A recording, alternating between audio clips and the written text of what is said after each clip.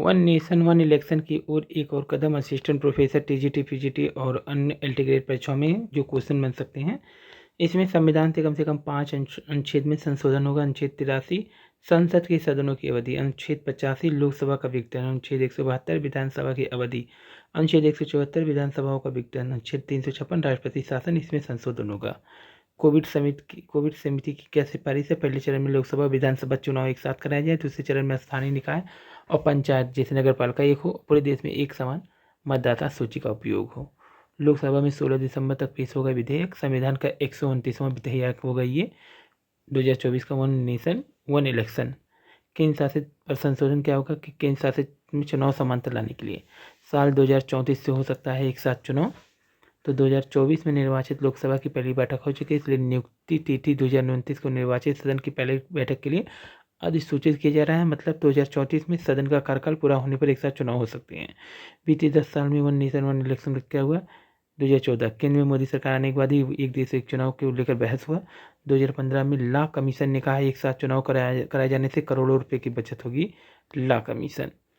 जून 2019 में मोदी ने पहली बार औपचारिक तौर पर सभी पार्टियों को इस मुद्दे पर विचार विमर्श के लिए बुलाया। नवंबर 2020 मोदी ने एक सम्मेलन में वन नेशन वन इलेक्शन बात की जरूरत बताई। 2023 में सरकार ने पूर्व राष्ट्रपति रामनाथ कोविंद की अध्यक्षता में वन नेशन इलेक्शन पर कमेटी बनाई।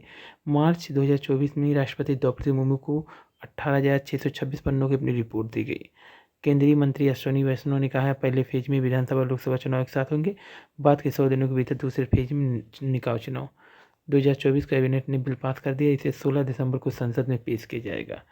कानून पारित होने के बाद सबसे बड़ी चुनौती है कि संसद में विधेयक कानून बन जाए तो इसे लागू करने के लिए कम से कम 10 साल लग जाएंगे। सरकार को विधेयक संसद में पारित करवाने के लिए दोनों सदन में 2/3 बहुमत जुटाना होगा। इसके अलावा कम से कम 15 राज्य की विधानसभाओं से मंजूरी लेनी है। एक साथ चुनाव से क्या होगा? विधि आयोग की रिपोर्ट के अनुसार अलग अलग चुनाव करने से आर्थिक बोझ बढ़ता है, साथ में चुनाव करने से खर्च कम होगा। बार बार चुनाव से प्रशासनिक कार्य प्रभावित होते हैं। चुनाव आयोग ने स्पष्ट किया कि संसाधन के प्रबंधन के साथ चुनाव कराने में सक्षम है।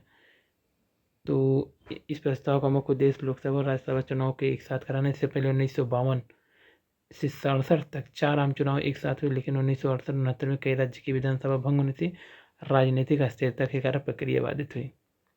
बिल के अनुसार राष्ट्रपति लोकसभा के पहले सत्र की तारीख पर एक अधिसूचना जारी करेंगे। इसके बाद लोकसभा के कार्यकाल समाप्ति पर सभी विधानसभा का कार्यकाल खत्म हो जाएगा।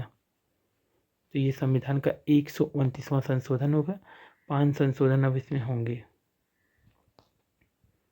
वन नेशन वन इलेक्शन के एक और कदम। तो 16 दिसंबर 2024 को संसद के शीतकालीन सत्र में पेश किया जाएगा। तो 1952 से 67 तक एक ही साथ चुनाव होता था।